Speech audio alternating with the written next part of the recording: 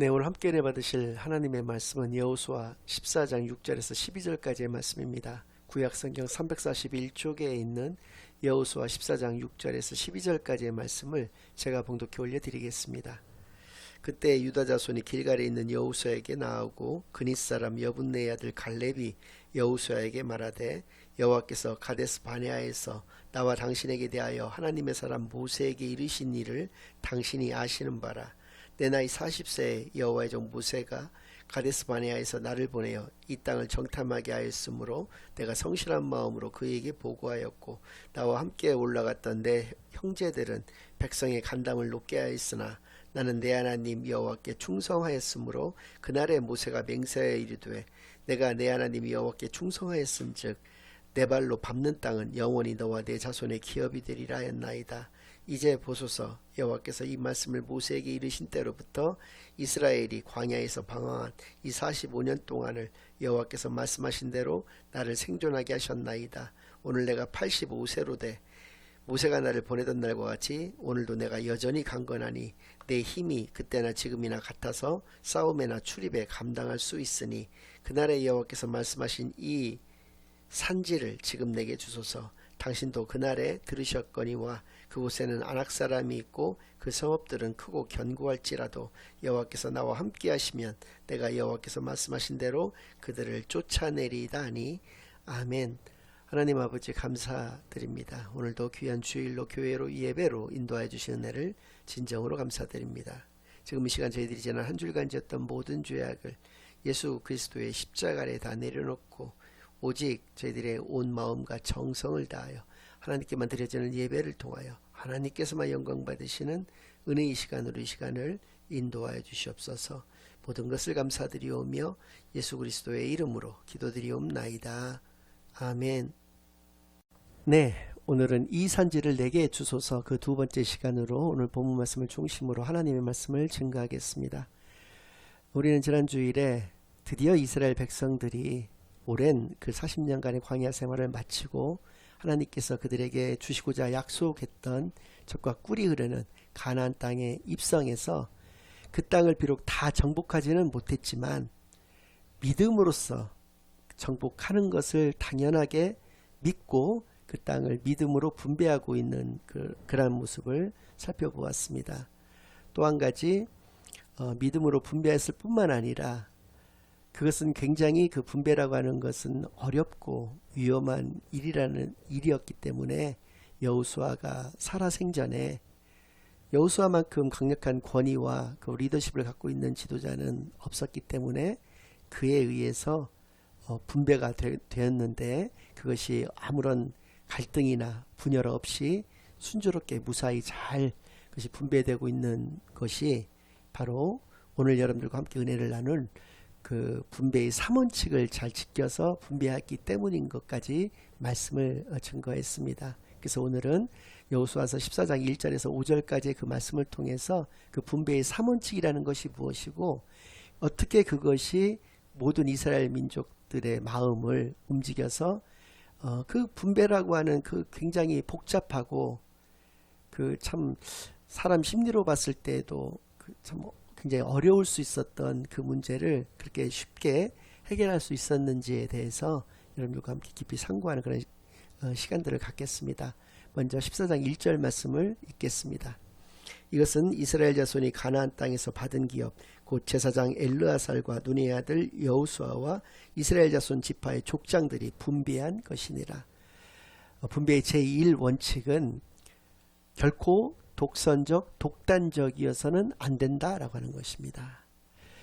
아까도 말씀드린 바와 같이 여호수아는 굉장히 강력한 지도자였습니다. 그래서 이것이 하나님의 명령이고 하나님의 말씀이기 때문에 내가 너희들에게 이렇게 분배하겠다라고 이야기를 해도 아마 모두가 속으로는 불만이 있을지언정 겉으로 이렇게 드러내놓고 불만을 이야기할 수는 없었을 것입니다. 그런데 그 정치 지도자였던 여호수아 단 한 사람만이 그것을 결정했던 것이 아니라 대제사장 엘르아살, 그러니까 종교 지도자와 정치 지도자인 자기 자신과 이스라엘 지파의 대표들, 그러니까 족장들이 모두 함께 모여서 그것을 결정했다라고 하는 것이죠. 그러니까 어, 이해 관계자, 이해 당사자들이 단 한 사람도 빠지지 않고 다 모여서 은혜롭게 그것이 진행이 되었다라고 하는 것을 알 수가 있다는 것이죠. 여기서 여러분들에게 문제를 좀 하나 내도록 하겠습니다. 여기에 모였던 이스라엘 지파의 족장들은 모두 몇 명이었을까요? 1번 12명, 2번 11명, 3번 10명, 4번 9명. 모두 몇 명이었을까요?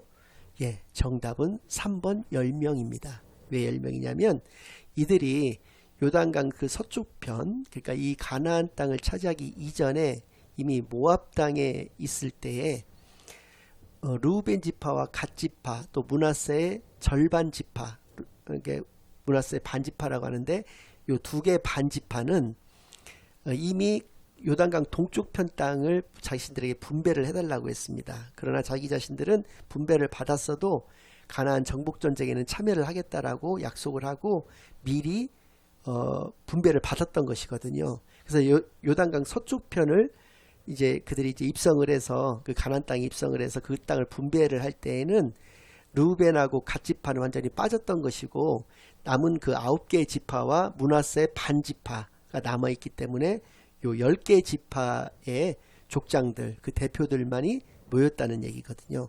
아무튼 이렇게 12명이 모두 모여서 어떤 한 사람에 의한 독단적 독선적인 결정이 아니라 모두 함께 그것을 의논하고 결정해서 처리를 했기 때문에 아무런 갈등이 생기지 않았다라고 하는 것을 우리가 알 수가 있습니다.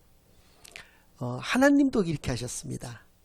세상을 창조하신 하나님도 창세기 2장 18절에서 22절까지의 말씀을 보니까 제가 시간 관계상 읽지는 않겠습니다만 여러분 꼭 말씀을 들으신 후에 찾아보시기만을 바라겠습니다.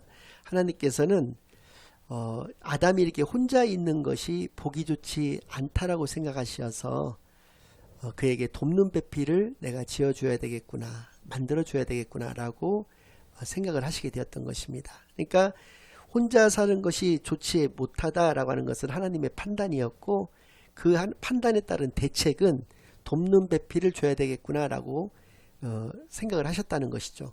그러니까 하나님이 판단하시고 하나님이 대책까지 나오셨기 때문에 그냥 그렇게 돕는 배필을 바로 만들어 주셨으면 되는 것을 2장 19절에 보니까 전혀 엉뚱한 얘기가 나오고 있습니다. 무슨 얘기냐면 하나님께서 그 창조하셨던 뭐 들짐승이라든지 공중의 새라든지 온갖 뭐 짐승들에 대해서 그 이름을 아담으로 하여금 지게 하셨다는 거예요. 그러니까 아담이 그 이름들을 다 지어주는 과정에서 그 부르는 대로 다 이름이 되었는데 다른 동물들은 다 보니까 다 수컷이 있으면 암컷이 있더라는 것이죠. 그러니까 아담이 생각할 때 나만 돕는 배필이 없구나 라고 아담이 생각을 했다는 것이죠.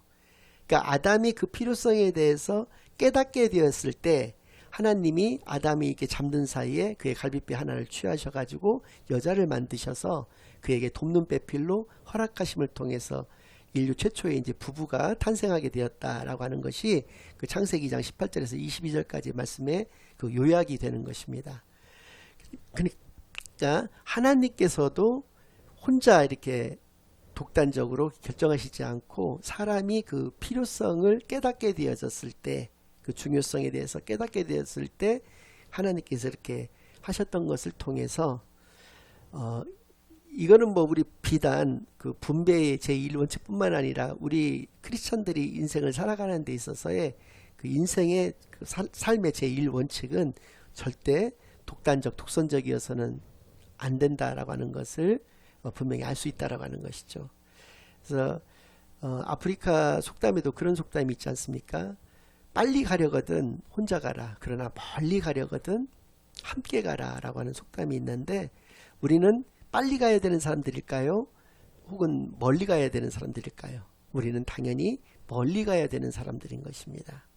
우리는 주님 다시 오실 때까지 주님이 우리에게 주신 사명을 감당해 나가는 사람들이거든요. 그래서 흔히들 세상에서도 인생은 마라톤에 비유를 하지 뭐 100m 단거리와 같은 것으로서 인생을 비유하진 않지 않습니까? 우리 크리스천들에게 있어서는 말할 것도 없는 것입니다. 우리가 언제 하나님의 품으로 갈지를 모르기 때문에 우리가 가는 날까지는 우리의 사명을 온전히 감당하면서 살아가야 되는 것이고, 그렇게 하기 위해서는 우리 믿음의 동역자들과 함께 이 길을 걸어가야 된다라고 하는 것을, 그것은 뭐 비단 예수님께서 승천하시기 전에 우리에게 주셨던 그 말씀, 너희는 가서, 여기서 빨리 가라고 말씀하신 것이 아닙니다. 준비가 되는 대로 가서라고 하는 의미를 내포하고 있는 것이거든요. 너희는 가서 모든 족속으로 제자를 삼아. 모든 족속을 제자 삼는데 어떻게 빨리 막 서둘러 가지고 이렇게 할 수가 있겠습니까? 그것은 스텝을 한 단계 한 단계씩 밟아나가면서 해야 되는 것이거든요. 모든 족속으로 제자를 삼아 아버지와 아들과 성령의 이름으로 세례를 주고 내가 너에게 분부한 모든 것을 가르쳐 지키게 하라, 이렇게 분명히 말씀해 주신 것이죠. 그랬을 때 우리에게 성령 하나님을 보내주셔서 그 보혜사 성령 하나님으로 하여금 우리의 사역을 감당해 나갈 수 있도록 인도케 하여 주신다라고 말씀해 주신 것이죠. 그래서 우리는 우리의 사명을 감당해 나가는 멀리 가야 되는 하나님과 함께 또 믿음의 동역자들과 함께 멀리 가야 되는 사람인 것을 분명히 깨달아서 모든 의사결정을 독선적으로 하지 않고 함께 이렇게 진행해 나가는 그러한 사람들이 되기만을 바랍니다. 놀라운 사실이 또 하나가 있는데, 이스라엘 민족이 아니었는데 이스라엘 민족으로 편입된 두 세력이 있습니다. 첫 번째는 기생 라합과 그의 가족들인데요. 기생 라합은 원래 여리고성에 살았던 그 가나안 족속이었었습니다. 그런데 이 이스라엘 백성들이 여리고성을 정복하기 이전에 정탐꾼 2명을 보내게 되거든요. 근데 그 두 사람을 목숨을 걸고 숨겨주었고 목숨을 걸고 또 탈출시켜준 게 바로 기생 라합이었던 것이거든요. 그래서 후에 여리고성이 무너졌을 때 기생 라합과 그의 가족들, 그의 지인들만큼은 살아서 이스라엘 민족으로 편입이 되었던 것이고요. 또 한 부류가 있는데 그것은 바로 기브온 족속이라고 하는 사람들입니다. 이것도 여호수아서 9장 가운데 그 내용이 자세히 나와 있는데 성경을 읽기에는 좀 시간이 많이 걸리는 관계로 말씀으로 좀 드린다면, 기브온 족속이 어느 날 이렇게 들으니까 하나님이라고 하시는 분이 그 노예로 살고 있었던 이스라엘 백성들을 출애굽을 시키셔서, 당시 애굽이라고 하는 것은 막 너무나 강대한 나라였던 것이거든요. 그 애굽으로부터 출애굽을 시키셔서 자유인이 되게 하시고 40년 동안이나 광야에서 그들을 보호하고 지켜주시고 이제 가나안 땅에 들어와서 살고자 하는 그들이 두려워졌던 것이죠. 그래서 다른 가나안 족속들의 왕들은 모여서 가나안 연합군을 만들어서 이스라엘과 전쟁을 벌이려고 하는 그런 때에 기브온 족속만큼은 이스라엘과 꾀를 내서 조약을 맺게 됩니다. 그러니까 어떻게 꾀를 내냐면 자신들이 거짓말을 하는 것이죠. 자신들이 굉장히 먼 나라에서 온 것처럼 꾸미는, 연기를 하는 것이죠. 꾸며서 우리는 먼 나라에서부터 하나님이 어떠한 분이신가를 너무나 잘 알고 너희들을 찾아왔으니 우리들을 너희들의 종들로 여기고 우리들과 서로 상호 해치지 않겠다라고 하는 조약을 맺어서 우리가 평화롭게 함께 공존할 수 있도록 하자라고 하는 것으로 속여서 그렇게 조약을 맺게 됩니다. 나중에 여호수아가 알게 되죠. 바로 옆에 있었던 그 기브온 족속이었다는 것을 알게 돼가지고 니들이 왜 이렇게 거짓말을 했냐라고 했을 때 9장 11절에 그들은 이렇게 얘기합니다. 그러므로 우리 장로들과 우리나라의 모든 주민이 우리에게 말하여 이르되 너희는 여행할 양식을 손에 가지고 가서 그들을 만나서 그들에게 이르기를 우리는 당신들의 종들이니 이제 우리와 조약을 맺읍시다라 하였나이다. 여기 놀라운 사실이라는 것은 무엇이냐면 이 결정을 하는 데 있어서 기브온 족속의 왕이 그런 결정을 혼자서 내린 것이 아니라는 것입니다. 장로들이라고 하는 것은 지도자 계급을 말하는 것이고 그 지도자들 뿐만 아니라 모든 백성들이 함께 이구동성으로 우리는 하나님의 백성이 되어야 됩니다 라고 이야기가 되어져서 그들을 합심해서 그렇게 꾀를 내어 가지고 그들 이스라엘을 속여서 그들과 조약을 맺게 되었던 것을 통해서도 우리가 분명히 알 수 있는 것은 당시의 시대 상황으로 봐서는 이건 정말 놀라운 일이거든요. 우리가 그래서 그들은 기본 족속들은 이스라엘 민족으로 편입이 되게 된다라고 하는 것을 통해서 우리가 알 수 있는 것은 그들이 이렇게 생명을 가질 수가 허락받을 수가 있었던 이유는 바로 모두가 합심하여서 함께 했기 때문이다 라고 하는 것을 알 수 있다라고 하는 것입니다. 그래서 우리는 함께 해야 된다, 함께 해야 되는 존재들이다 라고 하는 것을 이 말씀들을 통해서 분명히 깨닫게 되기만을 바라겠고요. 그래서입니다. 분배의 제1원칙은 여기 여호수아서 14장 1절 말씀과 같이 여호수아가 혼자서 결정했던 것이 아니라 엘르아살, 대제사장이었던 엘르아살, 정치 지도자였던 여호수아, 또 각 지파의 대표들이었던 그 족장들 모두가 다 모여서 함께 그것을 의논하고 결정했다라고 하는 독선적이고 독단적이지 않은 것이 바로 제1원칙이었다는 것을 분명히 깨닫게 되기만을 바라겠고요. 제2원칙은 14장 2절 말씀 가운데 나옵니다.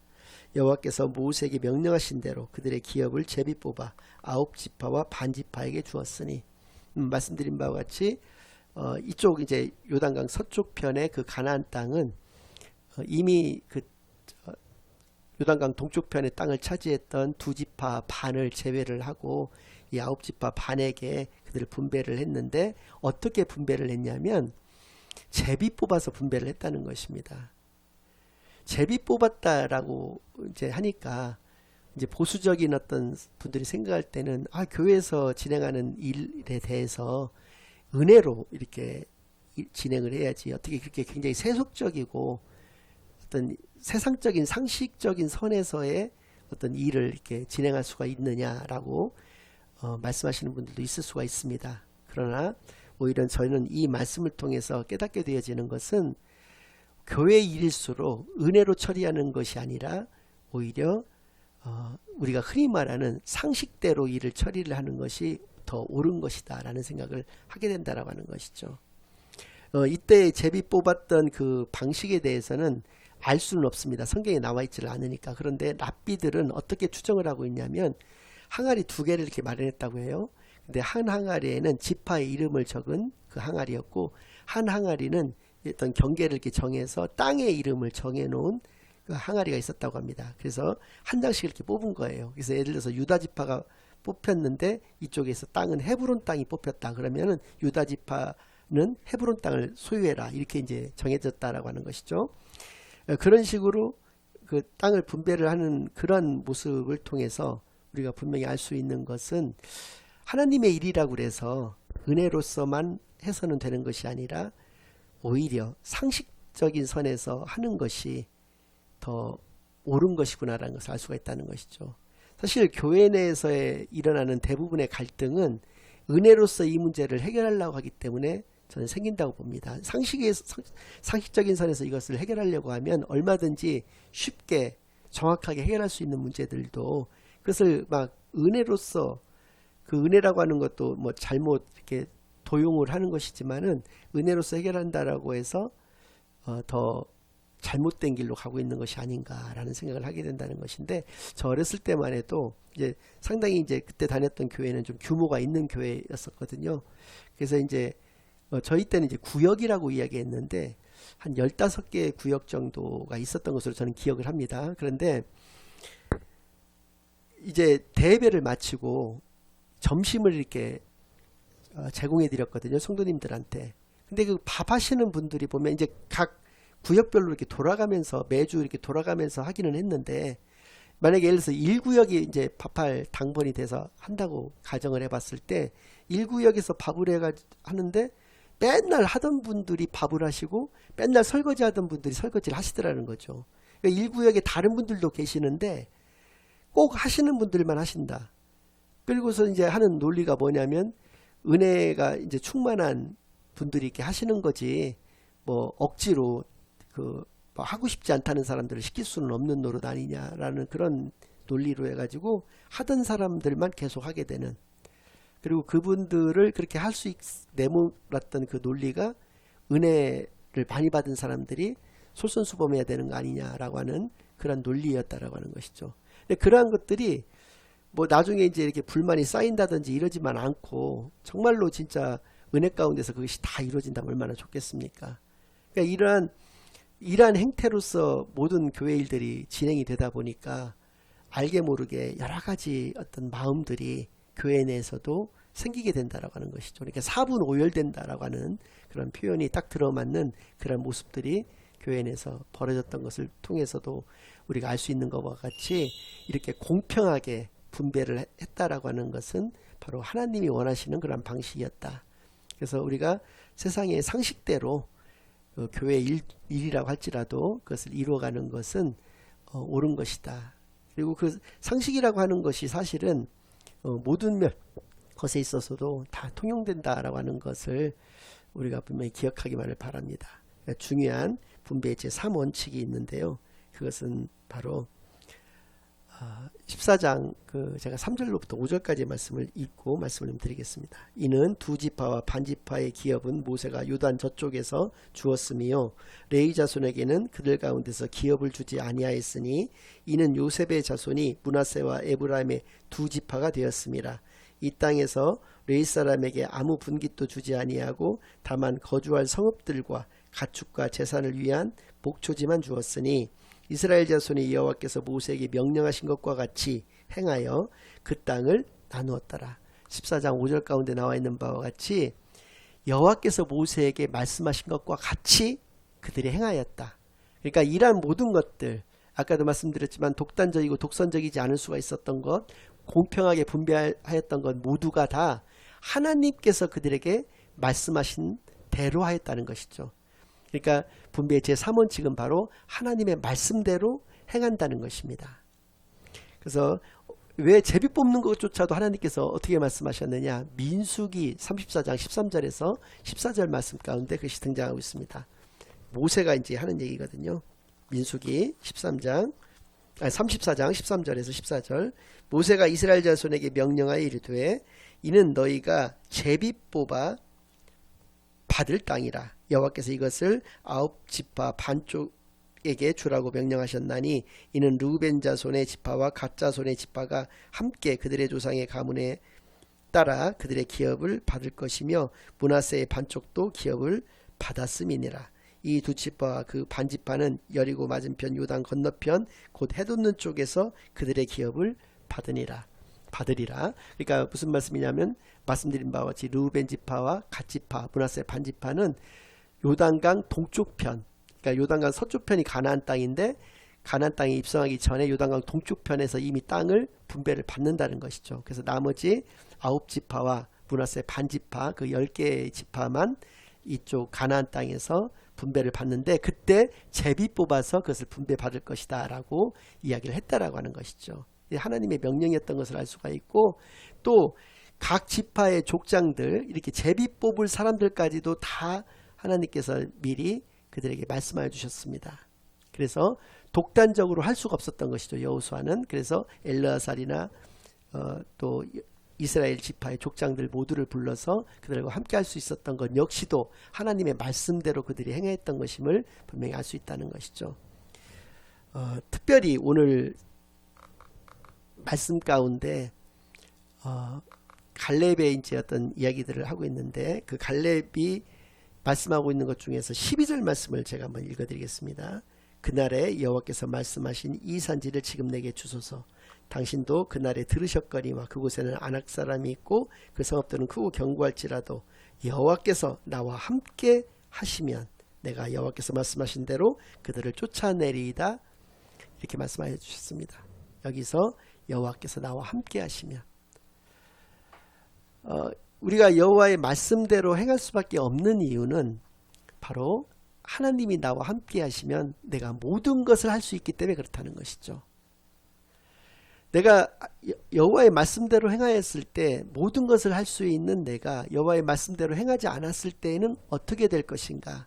아무것도 할 수 있는 것이 없다라고 하는 그러한 반증이 또 되는 것임을 분명히 깨달아서 하나님의 백성들, 하나님의 자녀들은 오직 하나님의 말씀에 따라서 행하면서 살아가는 그러한 귀한 복의 자녀들만이 다 되시기를 이 분배의 3원칙을 통해서 분명히 깨닫게 되는 그런 시간만이 되기를 간절히 축원합니다. 아멘. 이제는 우리 주 예수 그리스도의 은혜와 아버지 하나님의 극진하신 사랑과 성령 하나님의 내주인도 역사 교통하심이 그 분배의 3원칙 모두가 다 하나님의 말씀대로 행하였던 것을 우리가 분명히 알았사오니 이제 앞으로는 하나님의 말씀대로만 행하며 살아가기로 다짐하고 결심하고 돌아가는 모든 살아가는 주의 자녀들과 그 가정 위에 그들의 생업 위에 이제로부터 영원까지 항상 함께 있을지어다.